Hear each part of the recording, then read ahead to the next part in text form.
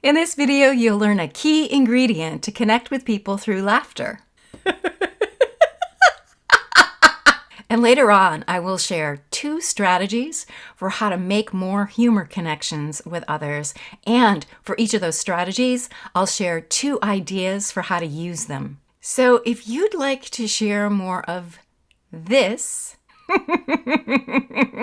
with others, then watch this video the whole way through because there's lots of ideas sprinkled throughout. Then at the very end of the video, I will be honoring a request from a subscriber who wanted to hear more of a very specific laughter exercise. So I'm going to give a nice long demonstration of that at the very, very end. Say yes to enjoying your life by subscribing to this channel and look for the bell icon to see future videos. And visit joyfulbeing.com if you yearn to experience more joy. So before I share that key ingredient that I mentioned earlier, I need to state something that is obvious but very easily forgotten. And here it is. Not everyone has the same sense of humor. Obvious, right? But yet, you might forget that when you tell a joke and the joke falls flat, they don't laugh at what you say, then you might start to feel insecure or to think that they don't have a sense of humor. None of that is true. It just happens to be that in that moment, the 2 of you don't share the same sense of humor. And this is important to remember because putting yourself out there to share laughter can sometimes feel a little vulnerable, little bit of a risk, but it really is a risk that is worth it. And if they don't laugh, it's not the end of the world. You know, it's not some big major catastrophe. It just might be an awkward moment that you live through and it's no big deal and you move on. So just keep that in mind as I talk about the strategies that I'm going to share with you, that humor is not one size fits all. Now, if you want to call upon laughter to help you to build stronger connections with people, a key ingredient for doing that is your intention. And having a positive intention going into it builds positive connections with other people. Because we're assuming that if you want a stronger connection, you also want positive connections, uplifting connections. Now, the opposite of doing that would be using humor to cut somebody down. And even if that person that you're not making fun of isn't there with you, the person who is with you might wonder, I wonder what that person says about me behind my back. So on some level, they may not completely trust you, and that leads to weaker connections rather than stronger connections. Whereas if your intention is to lift somebody up, to lighten their load, to make them feel better, even if you're not super funny, that positive connection, that positive intention comes through, and it really does make a difference. People can pick up what your intention is underneath what you say. And sharing laughter that is uplifting is a very different experience than sharing laughter that cuts somebody down. It's just the uplifting thing is what builds the strong connections. So the comedian Victor Borge once said, the shortest distance between 2 people is a laugh.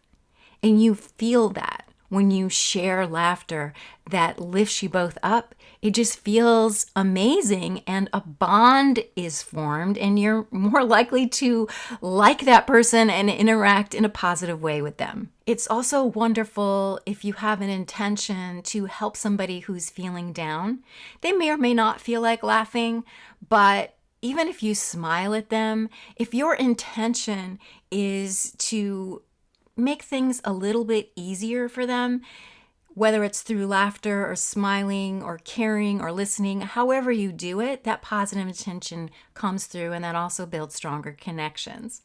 And last year, I actually made a video about using humor and laughter to help tough stuff feel easier. So I will leave that link in the video description for you if you want to check that out. Now we come to the 2 strategies that I promised you. Strategy number 1, build upon other people's humor.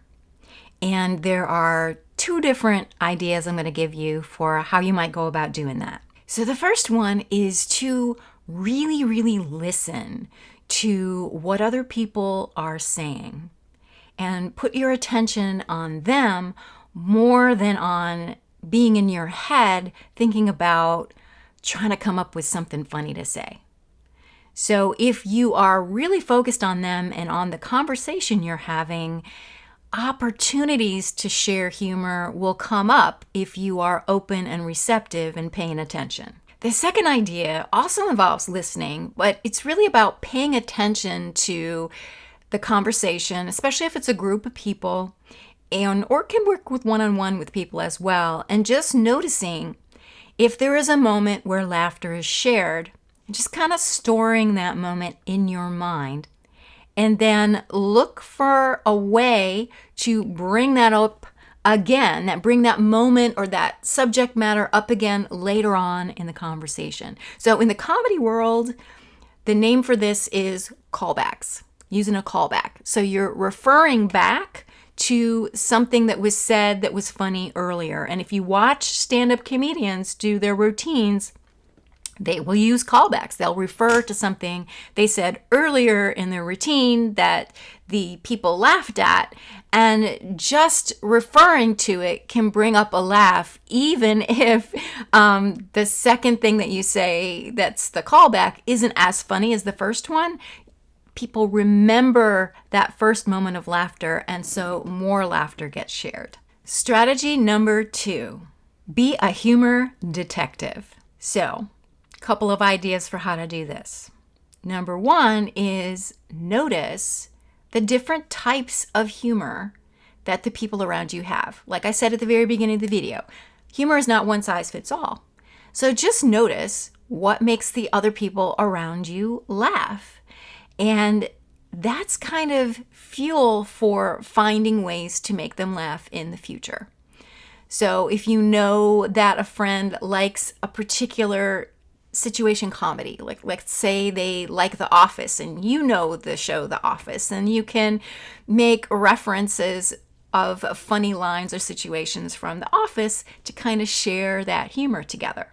That's just one example. The second idea to play with is to ask people, what makes you laugh? Or that might be, actually, you might draw a blank if you ask somebody that, because they might go, what does make me laugh? They may not know. So you may ask more specific questions like, what are some of your favorite TV shows? Or what have you been watching lately that's funny?